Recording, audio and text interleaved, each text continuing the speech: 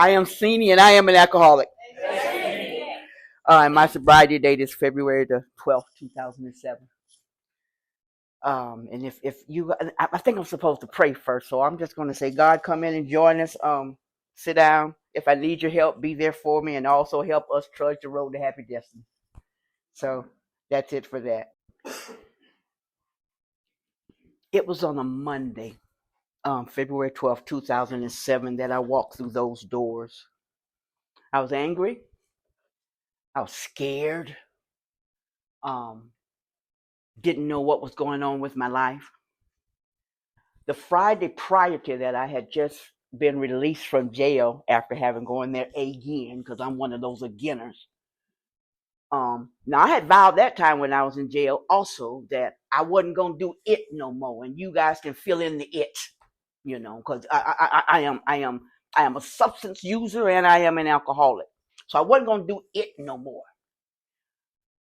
As Providence would have it, or as Senie would have it, I got out of jail with a friend whose boyfriend happened to be a dealer. And they said, come on, let's go. And guess what Senie did? I went. And that started another bender for me. That particular Saturday night after I got out of jail, and I don't remember the total sequence of events, but I ended up standing in front of a gentleman, and for some reason, words started coming out of my mouth. And I began to tell this gentleman that you are good enough. Why are you doing this to yourself?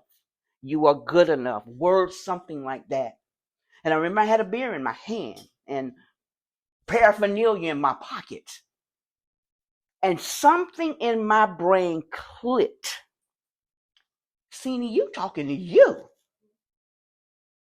I finished that beer, I put that beer down, and I went to my cousin's house. Now, the significance of my cousin this time was that she was the only one that would give me somewhere to stay. I had burned every bridge in my life. I had nowhere to live. I was homeless. But I was sleeping in a top bunk. Those of you who know part of my story, I was sleeping in a top bunk where everything I owned could fit in 2 Walmart bags. And the girl who was sleeping on the bottom bunk with my cousin was still in my 5 pair of underwear, and I was mad as hell. I know I'm not supposed to cuss. Victim me, how you gonna steal my underwear? Do you know how important those underwear were for me? And when I told my cousin about it, who owned the house, she said, well, baby, all I can do is just buy you some more underwear. And she did, because I wasn't even in a position to buy my own underwear. But I went back to that house, and I again, something clicked in me. What I did on that, I slept all day Sunday, and I got up on that Monday morning, and I walked through those doors. And I have not found it necessary in that time to pick up another drink or another drug. And I would say for me that was not easy. I know some in the big book, it talks about these stories where there are these radical transformations. It was not radical for me. I think it was at least about 6 months where I did not have the thought to go pick up a drink and a drug. It was rough for me. I couldn't walk down the beer aisle at I couldn't walk down the beer aisle at Walmart without almost salivating for it. Go in a convenience store and see a lighter, because I use a lighter with my particular drug of choice. That wouldn't trigger something. I was mad at my cousin who was on the bottom bunk because he could go outside and do what he could do, and it's seemingly that he could do that without impunity. Nothing would happen to him. He seemed to be able to get away with it. And here I am, miserable. But I was tired.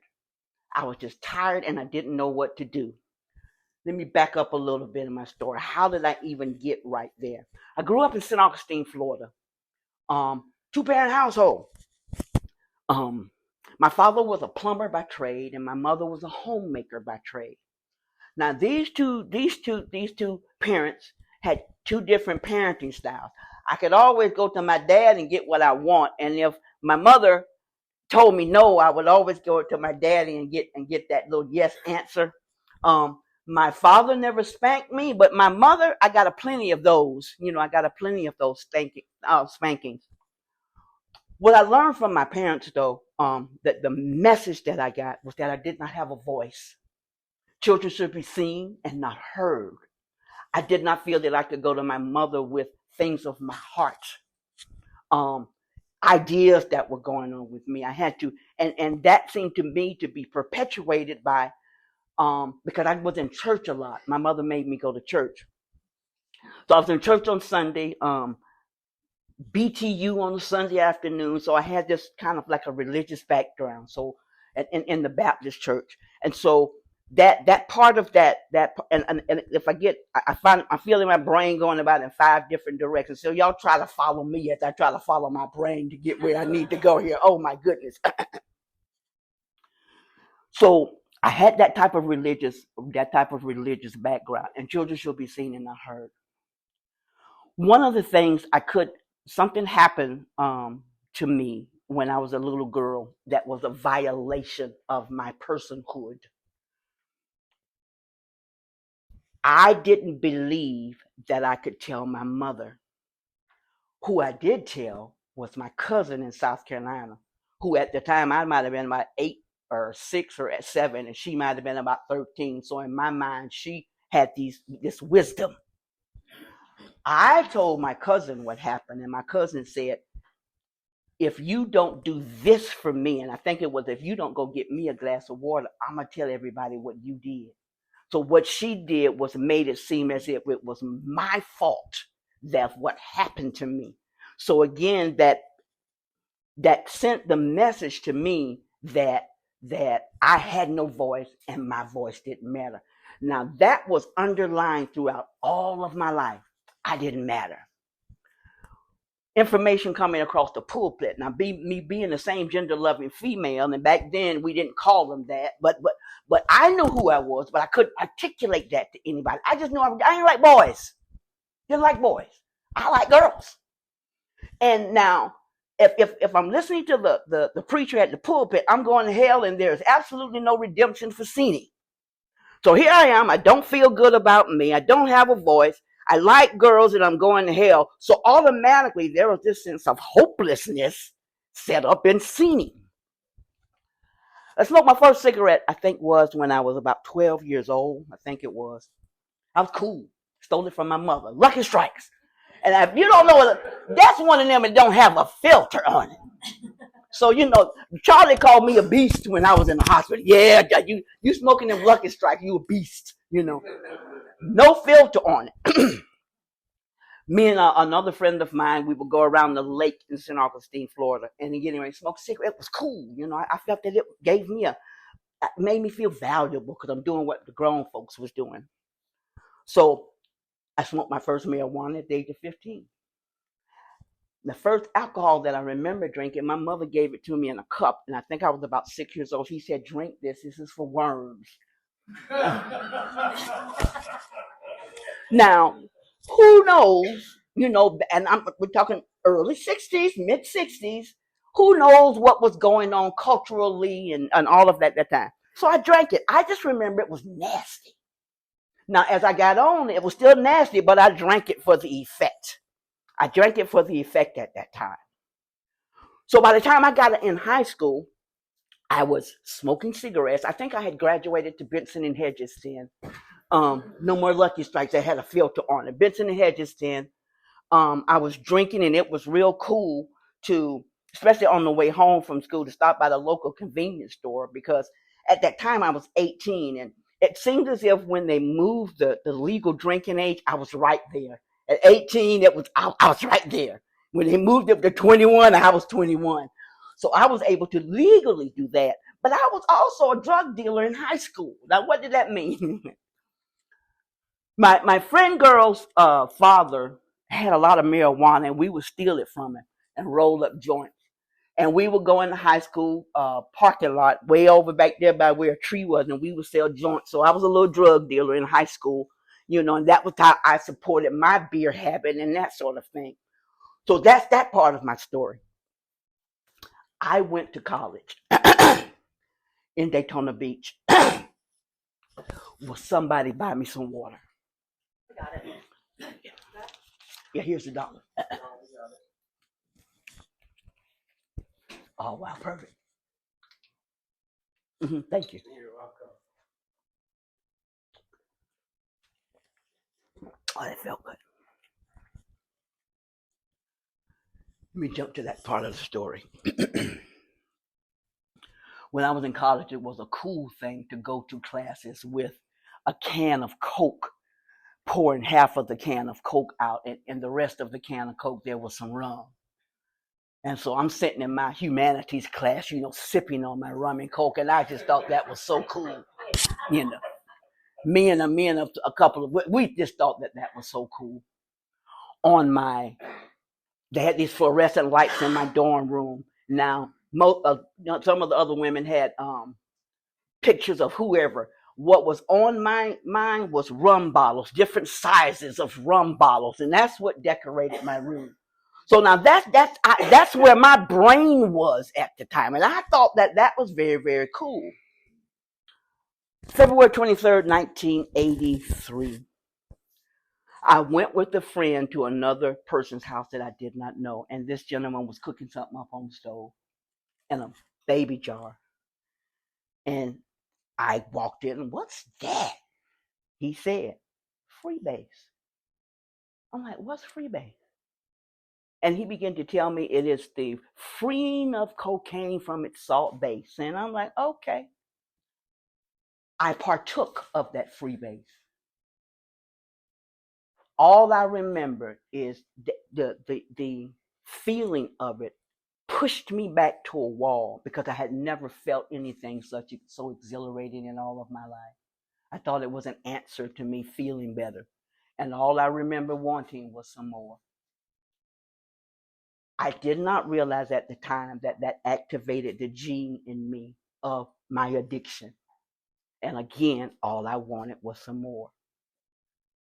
I ended up graduating from college, and I graduated with honors. The only reason I say that is because my disease did not ask my honors degree for permission. It overrode all of that. No matter, and I graduated with honors from high school, and I'm one of those people that at the time I didn't do a whole lot of studying. That's a gift. I was just in the right line whenever God put me together. So here I go.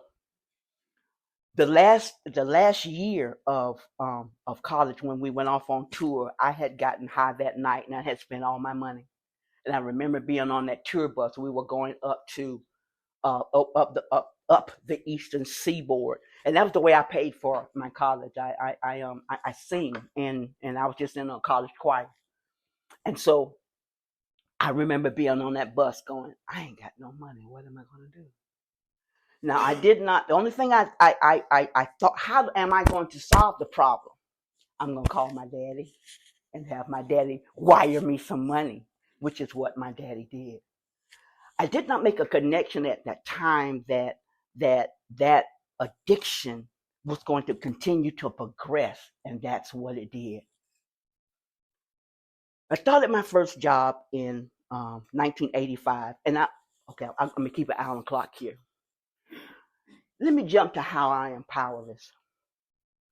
I would get paid on a Friday from the school board at that time in St. Augustine, Florida, and by Saturday night, I had no money, none, because everything. And then, since I wanted some more, I did a whole lot of stuff to go get some more. Me, Senie, now keep me, I was born with all these Christian values, so I ain't supposed to fornicate, and I wasn't married, so I couldn't commit adultery. But all of that other stuff that I did, I compromised my values, every last one of them, in order to go get one more. And that one more was never enough. I tried. Senie, let somebody hold your money for you. So y'all understand that don't work. Let somebody hold you. Don't go over to this person's house. Maybe she should just buy a little bit. All of these particular ideas of problem solving for me, that it didn't work. I was powerless over that substance.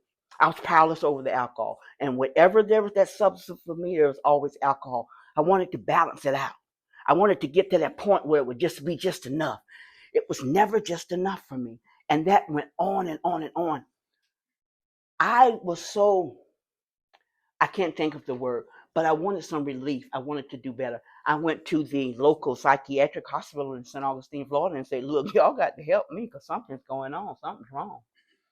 At that time, they put me in a psych ward.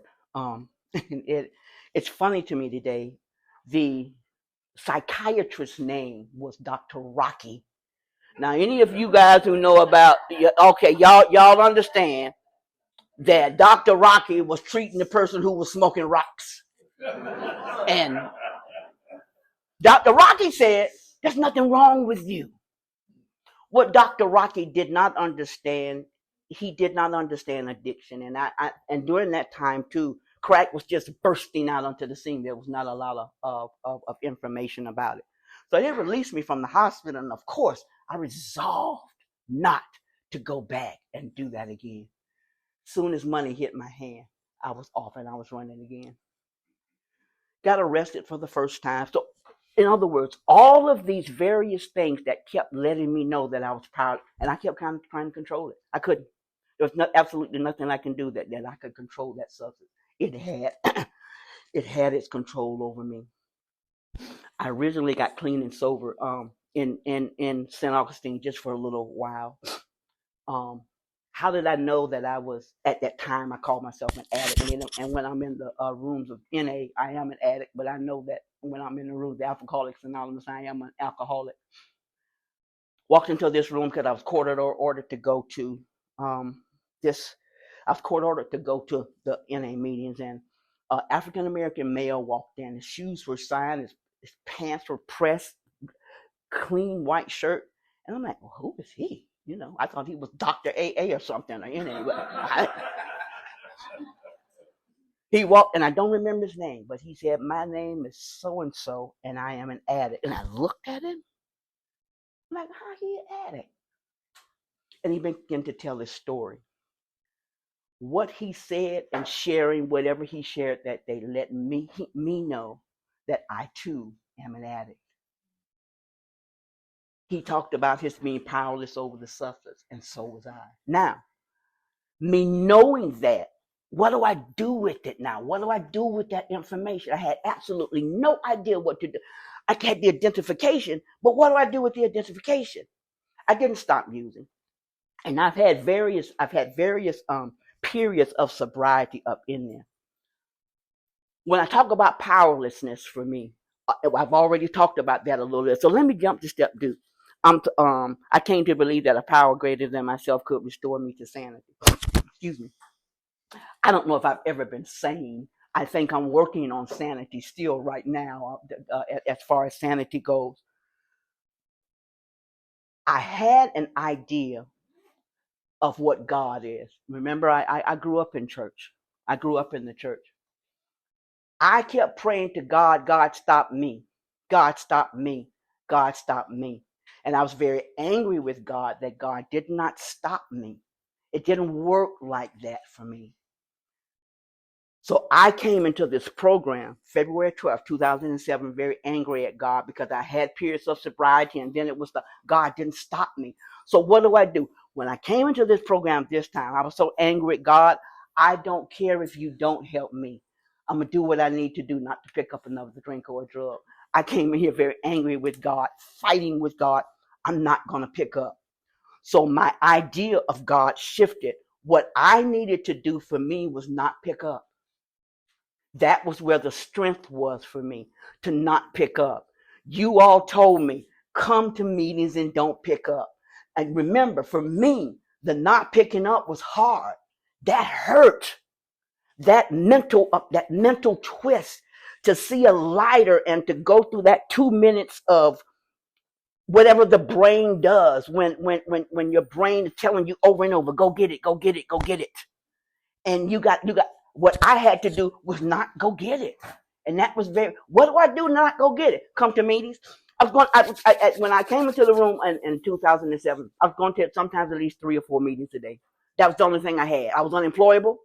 Couldn't find a job. Ain't nobody gonna hire me because I'm a convicted felon. Ain't nobody gonna hire me. Nobody wanted me, and I didn't even want me. So, number 2, the power greater than myself. At the time, it was the meeting. What I did know was when I came to these meetings, I felt a little bit better. When I came to these meetings, that was that hour that I wasn't obsessing. I was hearing a little bit about the solution. I was hearing your struggles. I was hearing your joys. And I was mad at some of y'all. How y'all got 5 years? One day at a time, Senie. One day at a time. I knew that you all in these rooms had something that I wanted. So that step 2 for me, all it meant was being willing not to pick up. And for me, it also meant being willing to feel what I would later call, in Senie's language, withdrawal symptoms. And those were not the physical withdrawals, but that mental, the way my brain was, I had created this pattern of the only way that I knew how to solve the problem was to go and pick up a drink or a drug. And so I had to find another way. And the only thing I could do right there was to feel the pain of it and just not pick up. That was the only tool I had at that time, was to not pick up. Number 3, I made a decision to turn my will in my life over to the care of God as I understood Him. I was mad. I don't care if this time you don't help me. I'm not going to pick up. And I didn't. And again, it was hard. So my fist balled up at this God of Abraham, Isaac, and Jacob. The God who in the Sistine Chapel pointing at Adam and Eve to get out of the garden. All of those stories in the Bible where you rescued Shadrach, Meshach, and Abednego, and all of you guys who know all of those Bible stories, why wouldn't you do that for me? I just surrendered, and I was willing to feel the pain. Now, step 4, I made a searching and fearless more inventory of myself. Had to write down people that I was angry with, and that I was not afraid of that step. And when I think about that step, I've always been, to me, I believe, an honest person.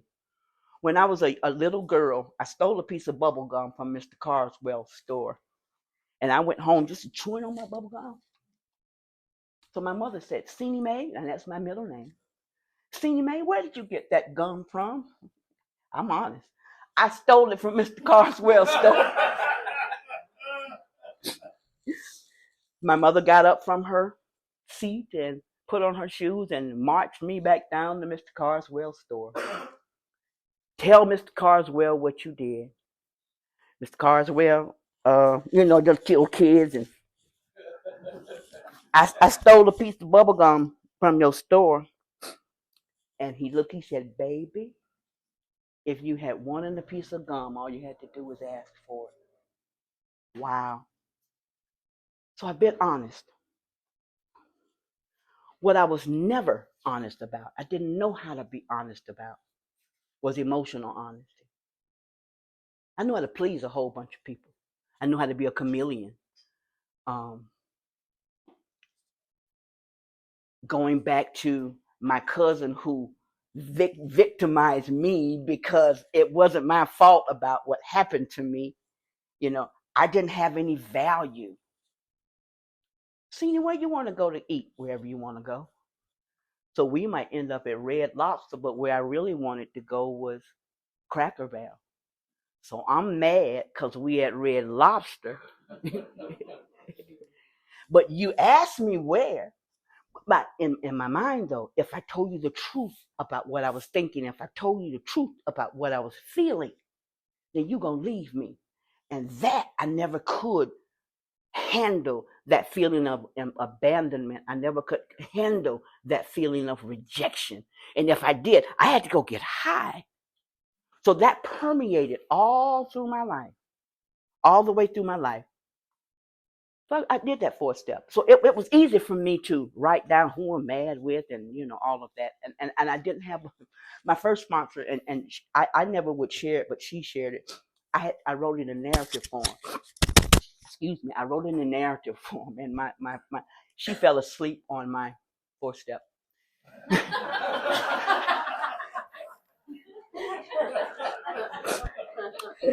Now, the way that I processed that was that, Senie, it ain't all that important. Now, to me, I'm poor me. No, Senie, it's just a story. It's really just a story. But and I never did share that she fell asleep on it. She put it out there, so I feel safe for that. And it wasn't Ann. Don't y'all look at Ann. Ann never fell asleep on it. It was not Ann. Ann has always been very attentive, Ann has always been very attentive. Fourth step. Fifth step. Go and tell somebody. I told her. I read it to my first sponsor. I've shared with Ann and I've shared with others in this room the nature of my wrong. That step 6, we're entirely ready to have God remove all of these defects of character. I was.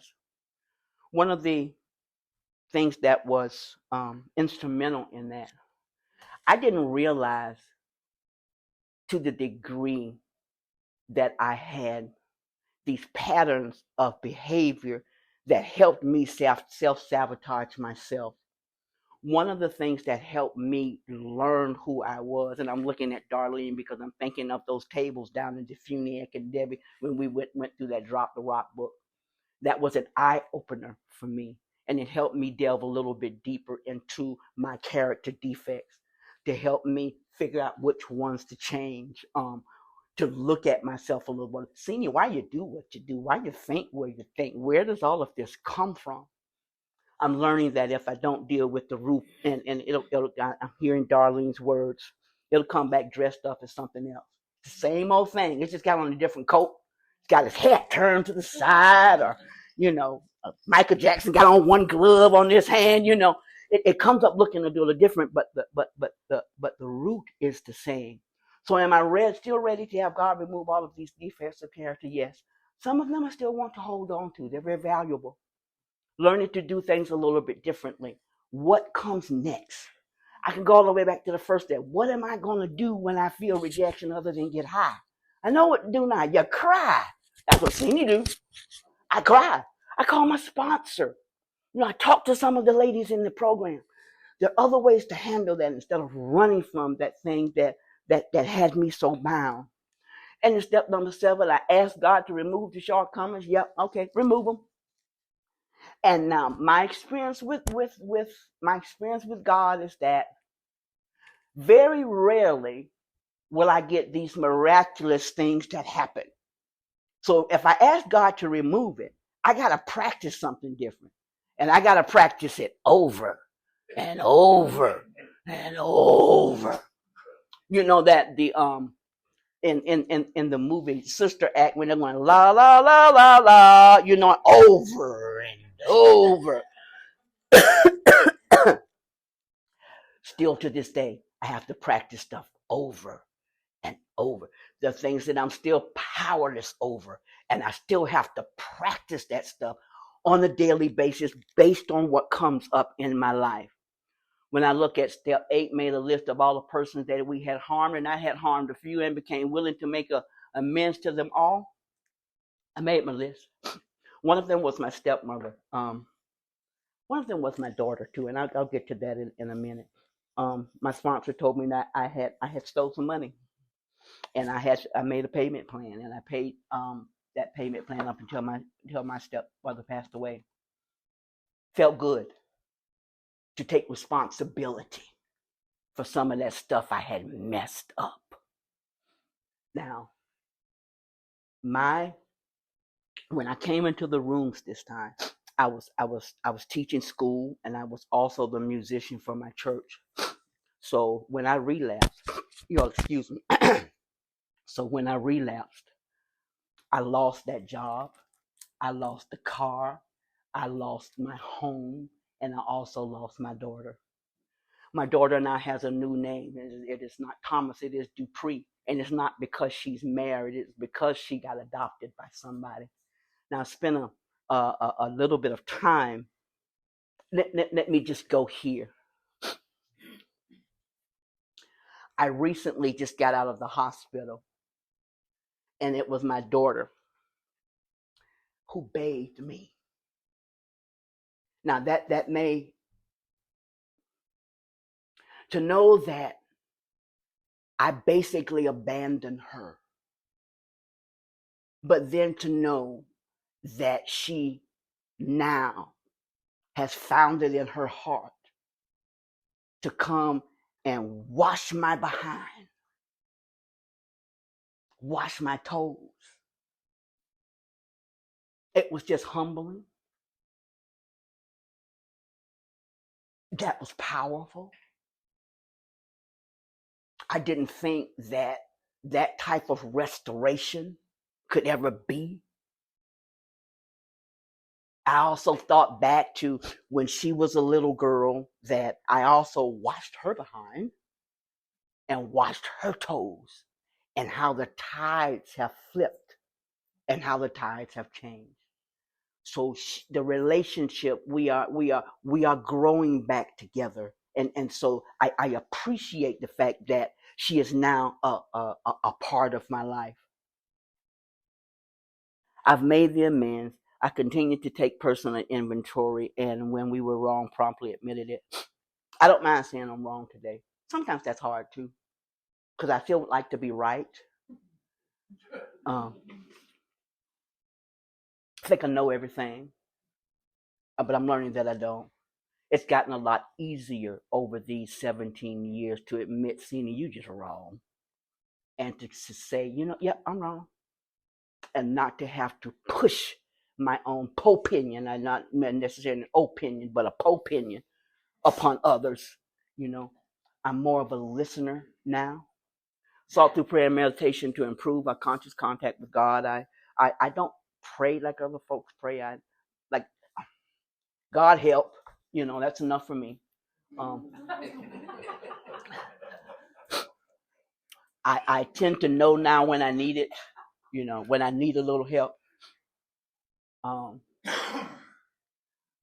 Having had a spiritual awakening as a result of these steps, we carried this message to others and practice these principles in all of our affairs. I'm learning to be a whole lot more emotionally honest these days. I can let my no be no, and I can let my yes be yes. The way one of the ways my ism is always in relationships. The times that I have relapsed in my life is because my girlfriend left me. How do you handle that?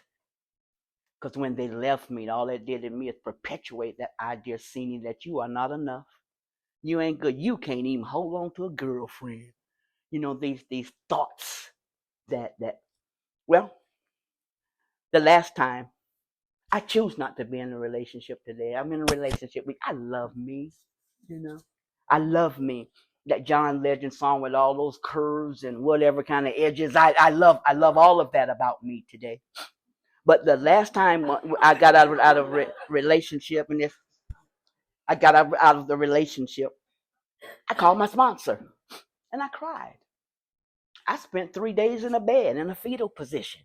What I did not do though was pick up. No matter what, Senie, don't pick up. No matter what, Senie, don't pick up. And I didn't.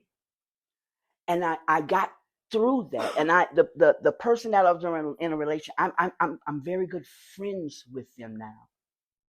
I like the, but there was something that my sponsor had me read, and I'll probably mess up the title of it, but Bill Will wrote it, but it has to do with emotional sobriety.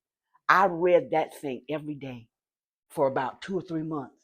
And it made sense to me as to how much I had attached my value to someone else's opinion. I don't do that today, not to that degree. I'm not standing up here in perfection or anything like that. So I stand here tonight, um, February 12th, 2007 is my sobriety date, and I'm trying to think of if there's anything else that I want to say.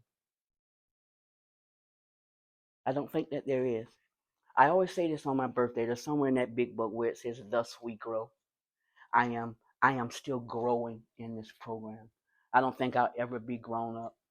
I always say this on my sponsor's birthday. I still want what you have, and it is not your husband. My sponsor has over 30 years of sobriety. I want those 30 years. Recently, again, I just said earlier, I just got out of the hospital. Um, I'm grateful for that experience because when I came into these rooms, I had no health insurance. I didn't even have a job. So for me to go in 17 years for not having a job to now having a job where I can pay for this hospital bill, I can pay the doctor, I can get things taken care of in my body. It has been one miraculous journey for me. And I'll end by just saying I am Senie. I am an alcoholic, and thus we grow. That's all I got.